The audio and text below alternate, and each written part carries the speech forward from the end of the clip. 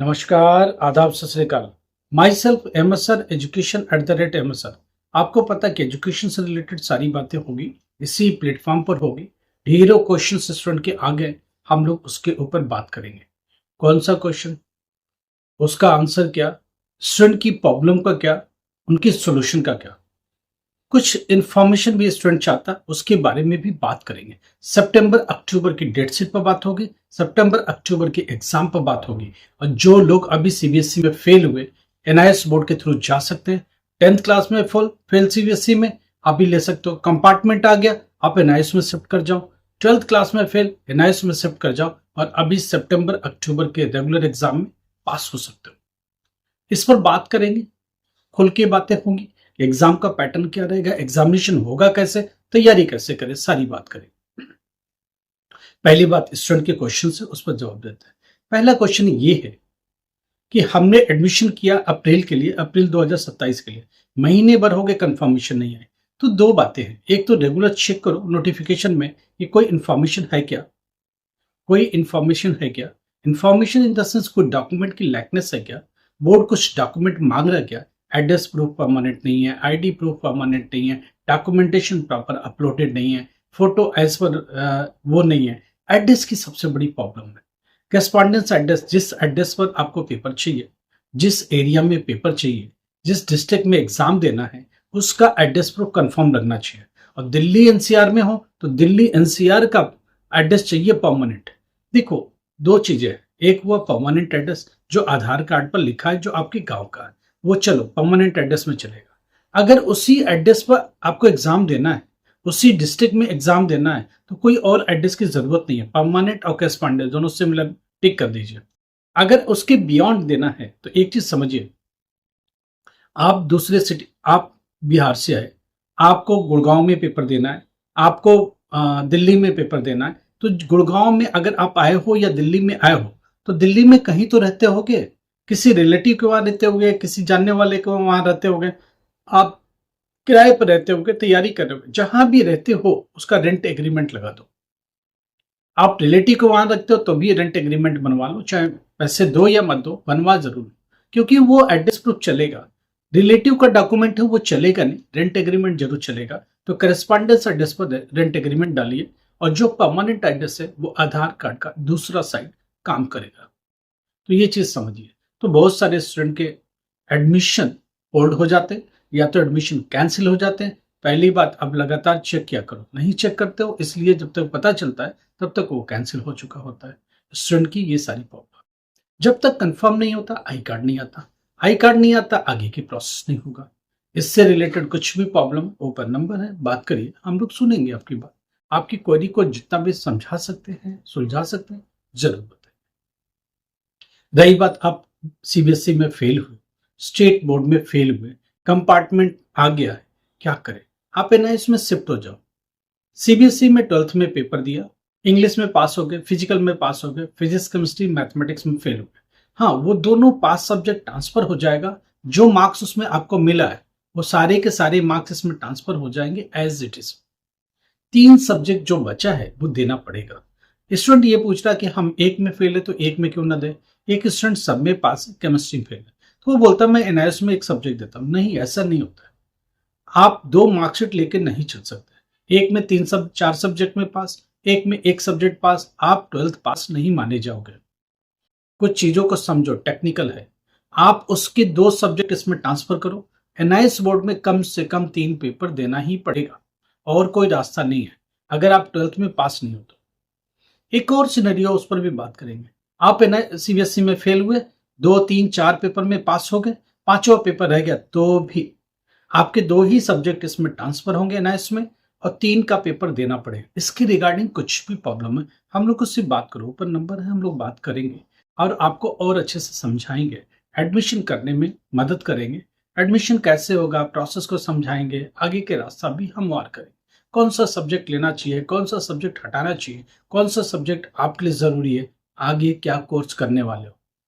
अगर आप 12th class pass हो गए, डी फार्मेसी की बात करो, हमारी मदद ले सकते हो। बी फार्मेसी की बात करो, हमारी मदद ले सकते हो। बीटेक प्राइवेट कॉलेज में जाना चाहते हो, हमारी मदद। BCA, MCA, MBA, BBA, regular या ऑनलाइन मोड, दोनों ही फैसिलिटी अवेलेबल है। हम लोगों ने बहुत सारी यूनिवर्सिटी को अपने साथ अलाइन किया है, जिसकी सुविधा आपको मिल सकती है। हमारी टीम 24/7 आपको सपोर्ट करेगी, 24/7 आपकी हेल्प करेगी और आपको आगे ले जाने में मदद करेगी। तो ये कुछ चीज़ें हैं जिनको समझ के चलो, ये कुछ चीज़ें हैं जिनको आगे लेके चलो और कुछ चीज़ें हैं जिनको समझना ही पड़ेगा।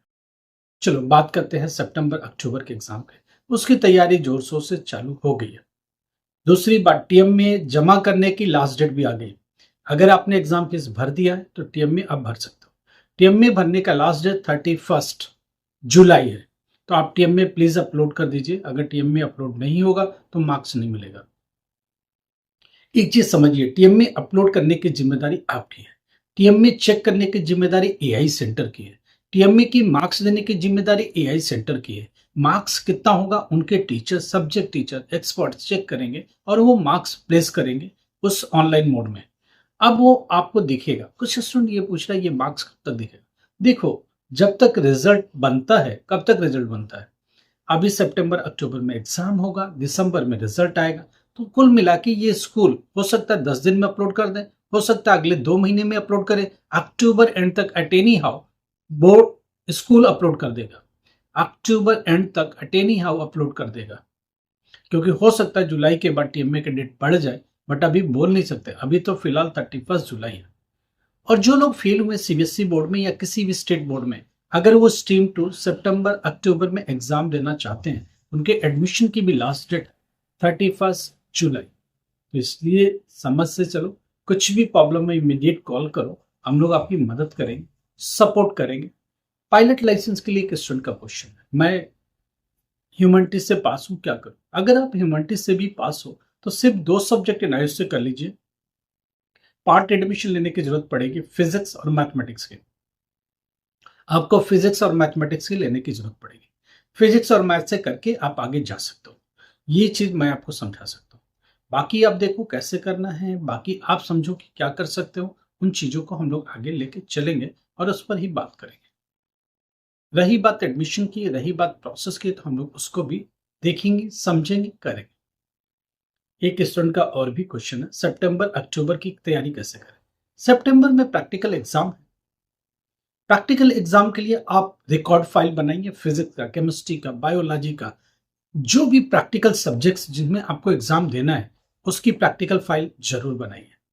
रिकॉर्ड फाइल बन गया। दूसरी बात, अगर आप पेंटिंग के स्टूडेंट हो, A3 3 बड़े बड़े सेट में बनाना पड़ेगा पेंटिंग। इसमें से कम पेंसिल का बनाइए, एक कलर का बनाइए और एक फ्लावर पार्ट या कुछ इस तरह की चीजें बनाइए, सिनिक वाला। A3 सेट जरूर लेके आएंगे, उसी पर आप बनाएंगे। दूसरी बात, रिकॉर्ड फाइल में 10-15 के आसपास आप उसमें रिकॉर्ड बना करके, पेंटिंग बना करके आप लाइन अप करिए उसमें।